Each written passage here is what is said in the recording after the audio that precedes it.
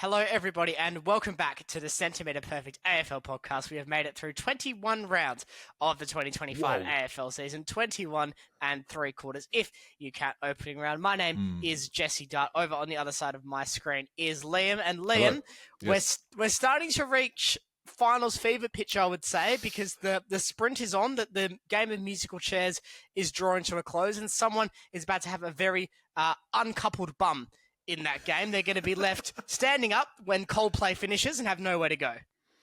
It's quite astounding, Jesse. We are so close to finals action, and still anyone can miss out on the 8. It's quite exciting. Even West Coast. Even West Coast. Wow. I'm pretty sure they're done. Done for the year. Draw a line, fade them.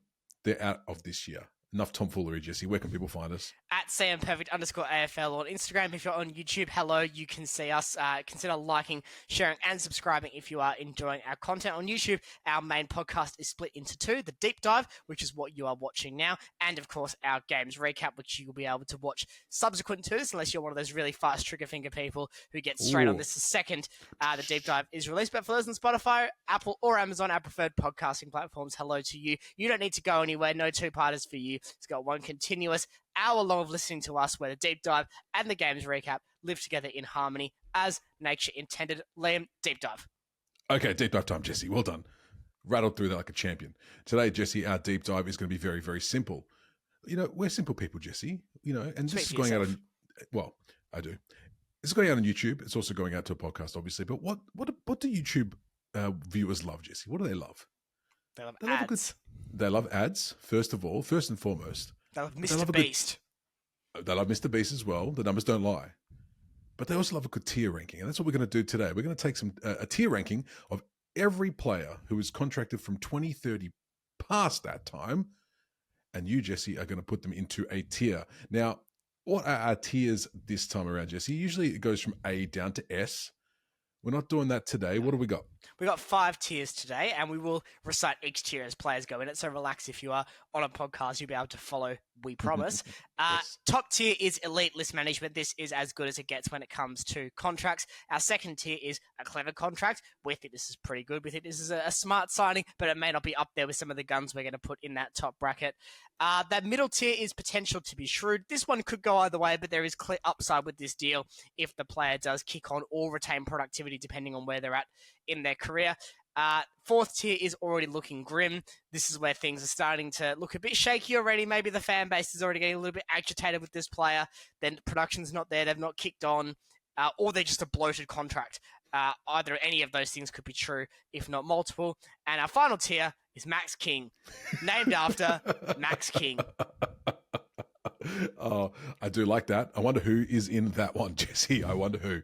Hey, I don't know your rank. You might put someone else in the Max King tier. We are yet to see. But we've got a lot of players to get through. I think 37 in total. Whoa. So we're not going to mess around, Jesse. We're going to get right into it. We're going to start with Andrew McGrath, Essendon, the only one on this list contracted past 2030. Where are you seeing him? The Bombers' sole long-term contract player for me is already looking grim. If we were doing this for number 1 draft picks, he'd also be already looking grim. Unfortunately, McGrath is too one-dimensional to be a long-term contract at a team that's doing nothing. If this was a team that was pushing for top 8, top 4, you could start to maybe look at potential to be shrewd. But right now, he's taking cap space in a team that desperately needs to rebuild. If I was the Essendon list manager, first of all, I'd quit on the spot. Second of all, he'd be one I'd be looking to deal pretty much straight away. Fair shout, Jesse. All right. Got to smash through him. Baz Lanker, Bailey Smith for Geelong. Again, the only one for Geelong contracted past 2030, which I found interesting. How are you seeing him looking? You go. I was going to say, should I start it up to the very top? I'm going to go clever contract for Bailey. And the reason being is he's had an explosive season. He's in the Brownlow frame. He's been a massive addition to Geelong already. Mm-hmm. But there is the element of he's been signed off an ACL. I don't want to go straight into elite list management in that context for a guy coming off an ACL. It looks like it's going to be a great deal. It looks like if we do this list in 2 seasons' time, Liam, it's a no-brainer to be in elite list management if he stays healthy. And I think that is the case. But I'm caveating that with the fact that he is coming off an ACL. So Geelong seemingly had the cap space, had the desire to get a gun midfielder. That side of things makes sense. But in terms of elite list management, let's just see him get a few healthy seasons under the belt before we dive into that category, I think. Fair enough. And look, I reckon that's going to get a lot of talk, Jesse. So if you agree, if you disagree, in the comments down below, we want to know your thoughts. Let's move on to Noah Bolter. Well, this is already looking grim, isn't it, Lamb? Because well, he fought the law and the law won. Mm-hmm. Richmond have not won many games this year. I almost went potential to be shrewd. If you hadn't had the off-field drama, I would be going potential to be shrewd. If only because of the fact I think Richmond will be contending again before 2032 when his deal expires. But there's also the element of Richmond went to the draft and dragged a procession of young tools with them. They've got picks 2 and 3 this year. There's a couple of tools they could consider that. If Cooper Duff-Titler is available, a 200-centimetre unicorn potentially does negate some of Bolter's role, especially up forward, if he does end up spending more time in that part of the ground. So I'm going already looking grim. He might be one that gets left behind a bit for this Richmond side. I wouldn't want to say that for his sake. So even with the curfew done, Jesse, still looking even grim? With the curfew done. All right, fair enough. Josh Battle for the Hawthorn Hawks. Where's he going? Potential to be shrewd, I think, for Josh Battle. He's shown us some good things in his first season. It is a little bit hard to grade some of these guys who have joined a new club and are in their first season of their deal. See also Bailey Smith from before, but Battle slotted in well. Time will tell how him and Barras gel, but I want to give them more time before really deciding on whether those two moves in the one off season was good. I mean, it was the right decision to upgrade, but we'll see how the contract shapes out for Hawthorn. Absolutely. Lizard. Nick Blakey, where's he going? Look at his head. He's a hard one, isn't he? He's tricky. Yeah, I'm gonna go potential to be shrewd for Blake. I think already looking grim be too harsh on him because he's a guy that can break open a game. Whereas unlike McGrath, I feel like Blakey still has more to offer in a bad side, which is where Sydney are at now. And I think Sydney have a bit more bounce back ability than Essendon do, especially if they move on their coach. So potentially be sure. I think Sydney could contend again in a few years. Essendon, can you see that really where they are at the moment? So potentially be shrewd for me for Blakey at the moment. It could turn for them. I don't think it's a bad contract necessarily, but he needs some help. King of the Hill, Bobby Hill from Collingwood. Jesse, where are we going with him? Potential to be shrewd only because Bobby can turn a game. And we saw that in a grand final. He's small forwards are always risky because you don't know. With them, they can go in and out of form. They can have those things. So it's always hard to nail them down into one of those top 2 tiers. Bobby would probably be the closest you're going to get, even with some of the off-field stuff distracting him in recent weeks. So I think potentially be shrewd is unfortunately the ceiling for a lot of small forwards on long-term deals because you're banking on them being like an Eddie Betts level of production in the modern era, and only really Eddie Betts has done that. I know Stangles had good moments and the likes had good peaks, but in terms of that long-term sustained brilliance, it's hard to achieve in that position. So I think potentially be shrewd for Bobby because he can always turn a game for the Pies. Fair shout. The first docker off the list here, Brennan Cox. I'm glad we're doing this in round 21 and not round 10 because the answer's probably different. Potentially be shrewd for Coxie. I think he's our number 1 defender at the moment, whereas potentially wasn't the case coming into the season. So that's a big tick for him in that regard. He looks a lot more stable. I think having Oscar McDonald as a partner is helping him a lot. Yep. Now, in saying that, he does still have his deficiencies, so I wouldn't go as far to say a clever contract, but he will likely be a useful beacon for the Dockers for years to come, given their captain is already pawning at the chance to return to his home state of Tasmania the second the doors open. Yeah, hard to argue with that, Jesse. Man, the elite list management's looking pretty bare so far. Who's going to be the first, Jesse? Who's going to be the first to make that jump? Let's go to the GWS Giants. I've got a couple in a row here for the Giants. Let's start with Brent Daniels. Potentially to be shrewd. I don't think Daniels is a world beater. See also Blakey, to a lesser extent Bobby Hill. But, you need guys on your list that can be reliable and steady hands. And I think Daniels is that. I can't imagine he's taking up significant swaths of coin in the Giants salary cap, but what you're getting is a guy that's dependable, a guy that's reliable, and a guy that, for 22 weeks of the season, you can pretty much bank on what you're going to get from him each and every week. So I think that's potentially a shrewd deal. I can't imagine they've given up an arm and a leg and 20 seats of their 5,000 members at NG to get him there. Potential to be shrewd is filling up, which makes sense, Jesse. I mean, it's the middle ground, isn't it? It's the middle ground. Let's move on to the second one we've got. We've got Aaron Cadman. I think this is a clever contract. Bordering on elite. This is closer than we got with Bailey to it. Yeah. He's flirting with elite list management, Aaron Cadman, simply because when you get a big, reliable key, you keep him and you get the deal done. However you need to do it, you get the deal done. The Giants have done that with Cadman. This is his breakout year, so you don't want to get suckered into a contract balloon too much with some players, which Cadman has had this year. But I think this is a very clever contract. Hogan is clearly transitioning out in terms of reliable productivity. Cadman's coming in, and Cadman's looking very strong. We could potentially talk about the rise of the next gen of key forwards next week, Liam, in our deep dive, but there's a few of them. Cadman would be right at the head of that table. He's looking like a very strong player and a very strong part of this Giants team for years to come. Absolutely. Let's move on to the first Melbourne player on this list, Clayton Oliver. Well, this is grim, isn't it? It's kind of grim. It's very grim. Yeah. Because he looks a shadow of himself, both confidence and production-wise. The guy that was, hotly tipped to win a Brownlow all of 3-4 years ago is now third of the most interesting narratives in Melbourne's midfield. I'd say Petrarca's clearly ahead of him, and I'd argue Viney's gone past him too, in terms of that, wow, this guy's pretty good this year. He doesn't look anywhere near himself, Oliver. It's a sad tale of off-field issues, I think, compounding to derail a football career.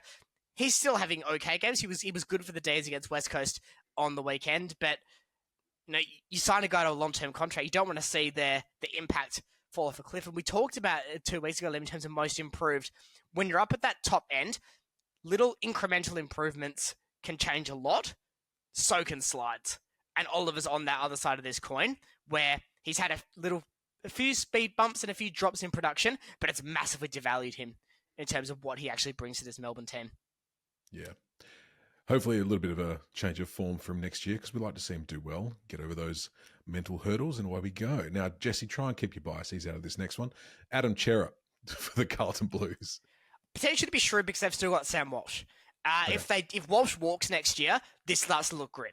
Because then Chera is left with Hewitt, and they're basically the same person in terms of the role they will tend to play.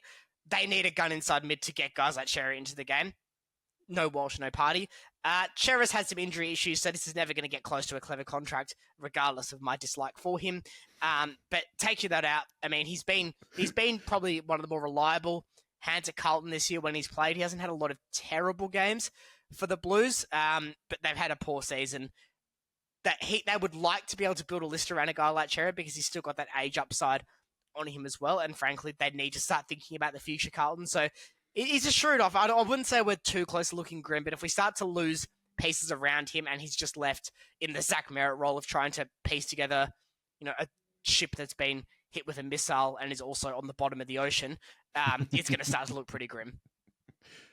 Good call. Let's move on to Ed Richards from the Bulldogs. Clever contract. This Richards is good, isn't he? He's gone on an upward spiral. He's gone from being, hey, he's an okay halfback. I don't mind him. He's probably one of someone's favourite player in 2018 and they loved him, to now one of the best players in the competition that no one talks about. I think Richards is a top 25, top 30 player in the comp, and we don't talk about him. That's exactly what you want as a list manager. You want to get these guys who are guns that go under the radar because you're probably getting them for slightly cheaper. That's a win. You're not having opposition put time in them because, oh no, Marcus Bontempelli's over there, and potentially new Bont, and still Liberatore somehow. Yeah. That's quite a good result for Ed Richards and the Dogs. I think this is a very clever contract, one of the better ones in terms of effective list management. Kane Farrell from the Port Adelaide Power. Clever contract, because I don't think he's on much, from what I understand. I don't think he's on a huge amount of salary, and you need guys that can support your Jason Horne-Francis, your Zach Butters, your Connor Rosies. You need the supporting cast for a team like Port, because that's probably what's held them back at times, is not having depth. So I like the strategy of attracting some players to work around the periphery. I like this guy, Darcy Fogarty from the Adelaide Crows. I think we have to do our first elite list management, don't we? Oh, I think so. He's pretty good. For Fogarty. Simply because what he brings is so unique, because he's not your tall, mega key forward. That's Thilthorpe. So that's always going to likely attract your best defender. But Fogarty's their best forward, which really messes with the dynamics of a back six and makes things very hard, especially when you put Taylor Walker in that equation. Guys like this, talked about it with Cadman. You're going to see me put a lot of key forwards very high on this list, Liam. You get a good one, you keep him. This is a late list manager by the Crows. They can build a premiership team around Darcy Fogarty. God, they're scary, the Crows. They're scary in a very good way. Their forwards are crazy good. All right, let's move on to Harry Mackay.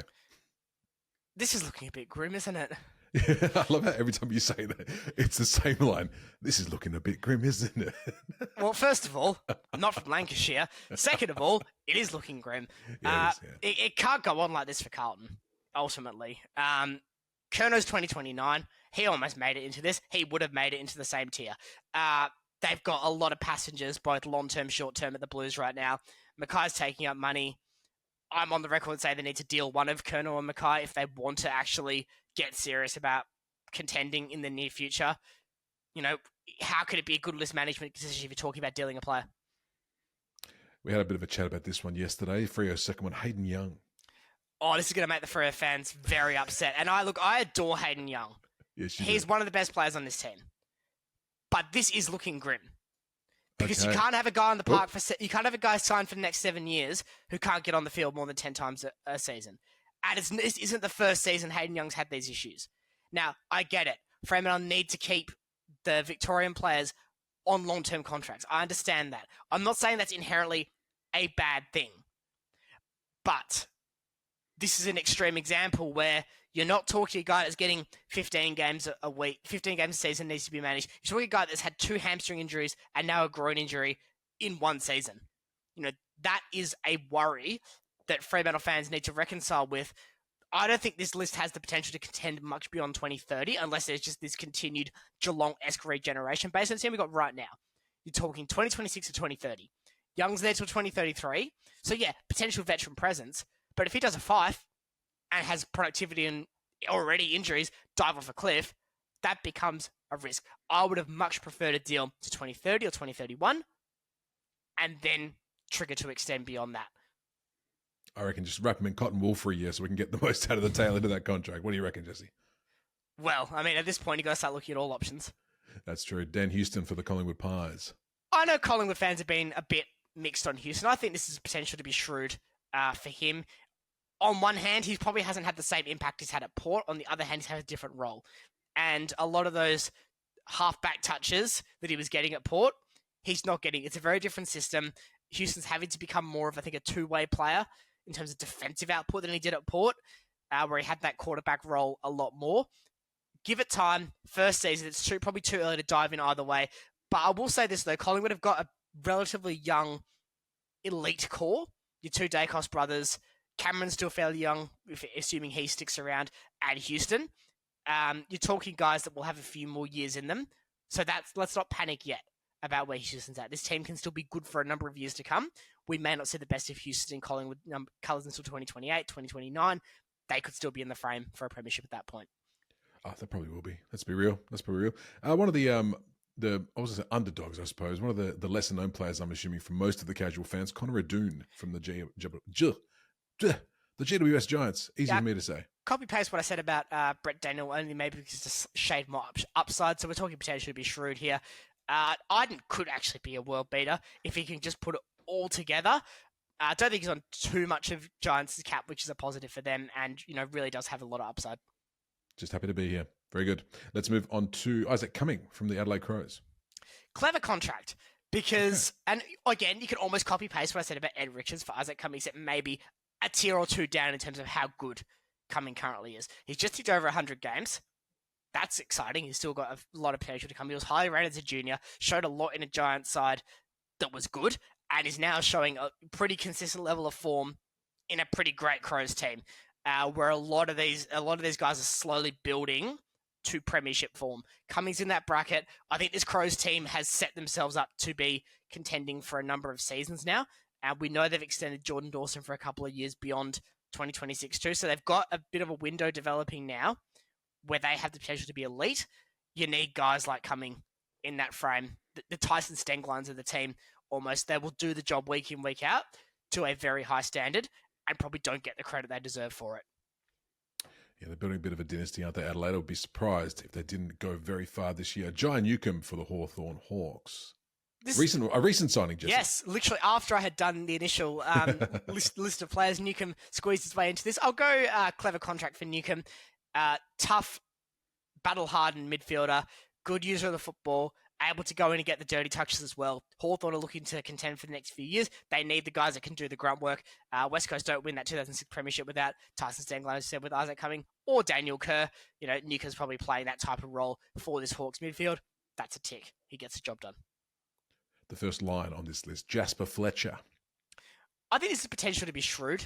There's a lot of upside with Jasper Fletcher, a lot of which we probably haven't seen yet. The only thing for me would be, does he end up getting squeezed out of a pecking order by two Ashcrofts? Dan Annable looks like being a freak in this year's draft at the Lions Academy. McCluggage is sticking around. I think Dunkley's still got a bit of time. So there is a race for spots here. That is the only reason he's keeping Fletcher out of his clever contract, is he may generally just get squeezed. Yep. One of the Dacos brothers, Josh Dacos, sticking around for a while. This is a clever contract, isn't it? If it's got the name Dacos in it, Jesse, it's probably pretty clever. Well, it helps when he's so underrated because he's not his brother, that he's also allowed to roam free around the MCG half the time and silently kill opposition while everyone raves about his brother. They've managed to keep him happy and valued, an important part of the team, despite the fact that all the attention goes to Nick. Obviously, the family ties help through Peter and co. Sure. It's just good list management. You keep these guys around. They repay you in spades in the big moments, and I'd say Josh has already done that. Yeah, 100%. Melbourne Demons got their man, Cosy Pickett, signing a long-term contract. Jesse, was it a good contract or not? I'm going to go clever. I think it's too much to say elite for this type of deal at this stage. But what it does, it gives Melbourne a signpost or a flagpole on the moon to other teams, to other players who might be considering a switch. This team's going to have Cozzy in it for a very long time. Mm-hmm. We're building this. This is Cozzy's team. We're building it around him. This is what you're going to get out of it. I think Melbourne need to go backwards before they go forwards, which they're not going to want to do after a lot of the late 2000s, early 2010s still being fresh in the mind for many Demon supporters. But they need to go backwards before they go forwards and shed some garbage, frankly, from their list. Mm-hmm. Cozzy is not one of those players. They can go down and back up again well before that contract expires. The first Kanga, Luke Davies Uniacke. How do you say it, Jesse? Davies Uniacke, potential to be shrewd for LDU. He was signed on the basis of being the second coming of Chris Judd. I don't think he's quite kicked on with that to maybe the extent a lot of people hoped. But he's also got more help in that midfield now, and he's not having to play the one-man band at the same level he was in perhaps 2023 for North. So we'll go potential to be shrewd.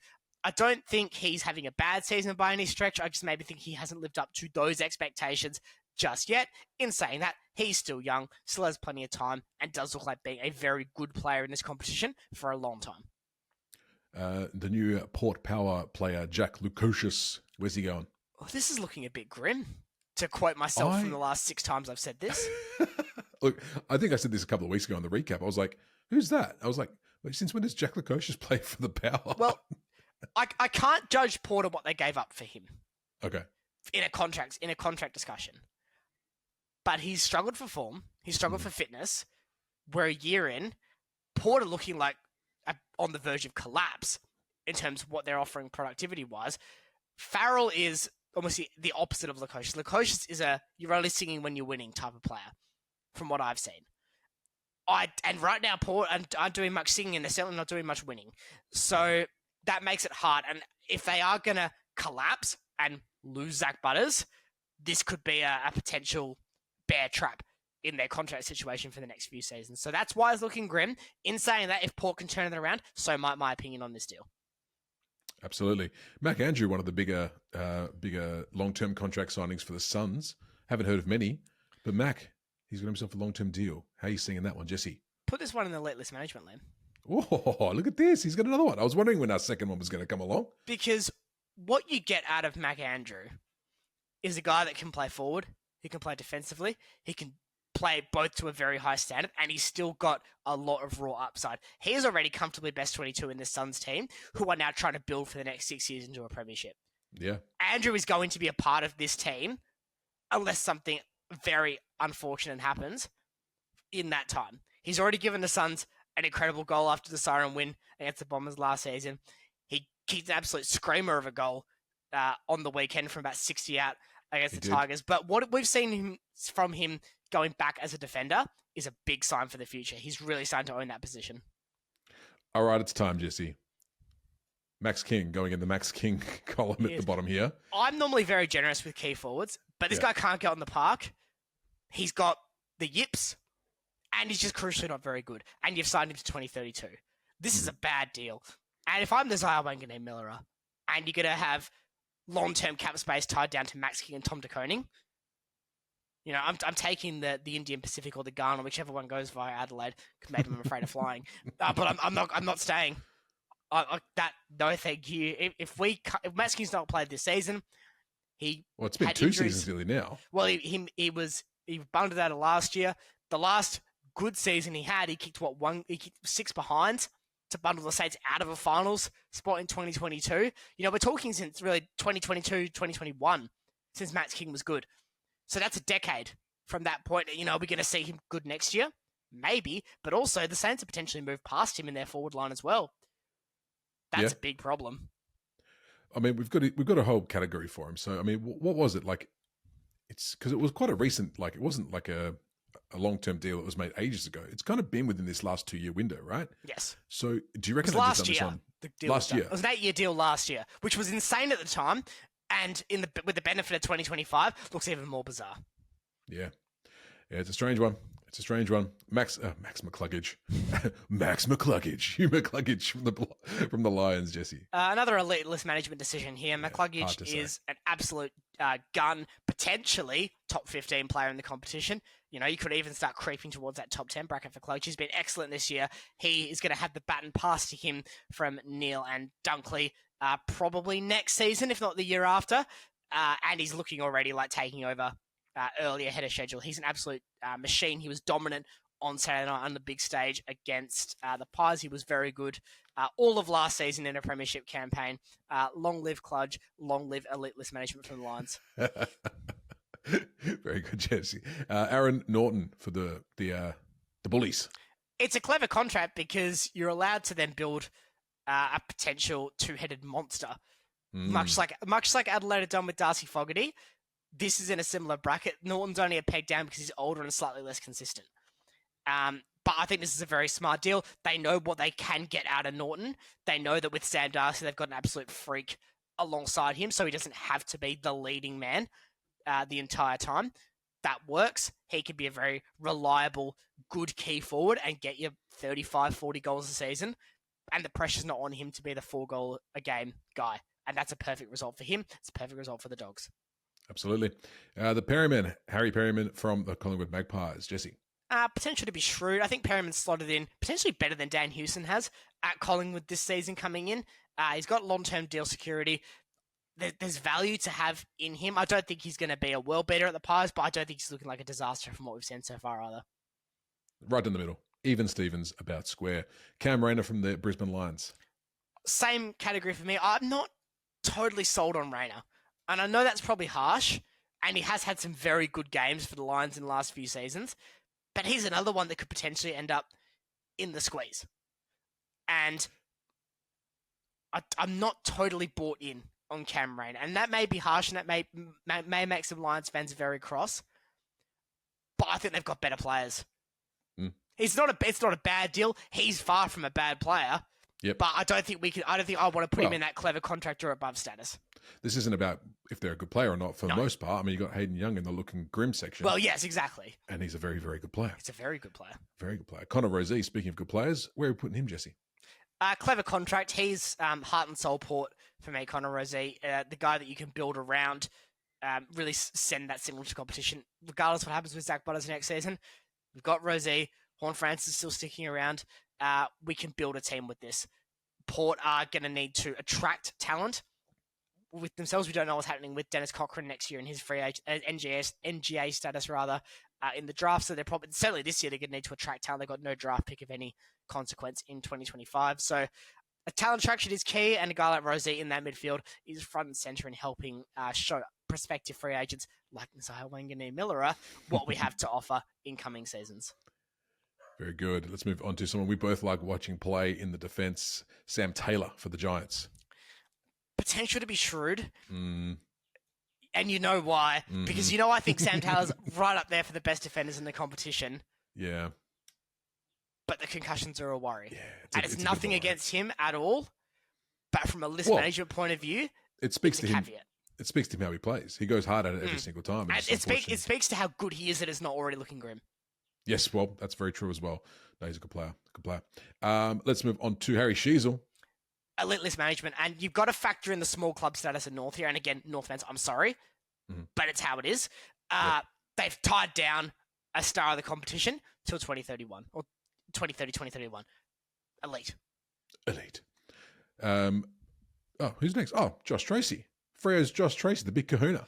Clever contract for the kahuna. Hey, a clever one. He started to really, he has. He's claimed the forward line as his own. I love how him and Miss and Voss are gelling. It's like Patrick Voss has allowed Jai and Tracy to elevate their games 10, 15%, and it's making a world of difference. So, Pat Voss is so crucial to this team, but Tracy is still that figurehead and that star man up the forward line. Fremantle can comfortably build around him specifically for a number of years. And look, it's a key indication of how players can change. Not 2 years ago, Jesse, you hated that man, and now look at you. He's fantastic. But you stick by your guns, Jesse. I like that about you. Jacob Wiedering from the Carlton Blues. It's a clever contract. Wieders is a guy that bleeds navy blue, which is potentially concerning if you're trying to donate blood. But it's great if you're a Carlton fan because he's around and he's there. And he loves the football club. He's committed. He's a really good figure for the younger players. And crucially, they're always going to have one of the best defenders in the competition, assuming he stays healthy.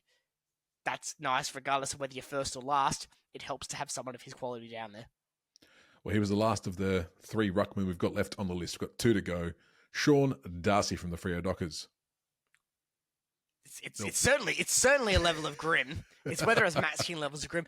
I'll go already looking grim because I think Fremantle would do better to deal him. Okay. But we've seen a healthier Darcy in the last 2 months. Yep. That's saving it from being an absolute circus. And it was looking like an absolute circus for a while there. It was dicey. It's still teetering on that precipice, but it's now slightly teetering away. Yep. So he's on the precipice of the shrewdness. No. Okay. Let's move on to our final player, Jesse. Tristan Cherry from the North Melbourne Kangaroos. Clever contract. We know how good he is. And I think you have to contextualise that with the fact that Sheasel and LDU are also on long-term deals as well. It gives a bit of stability. It allows North to build the midfield that they want and that they've got. And now they can worry about the rest. All right, Jesse. Well done. That is all players contracted 2030 and beyond. Take a breath, good sir. You rattled through them. And I still went over time. That's all right. These things happen from time to time. But what are your thoughts, everybody at home? Did you agree with Jesse's take, his list? Would you put someone somewhere else? Would you move it around? I already know the controversial ones. I know the ones that people are going to come at me for. Well, last chance, Jesse. Any changes? No, I'm sticking with what I said. Very good. No, let us know your comments and thoughts down below. Thank you very much, Jesse.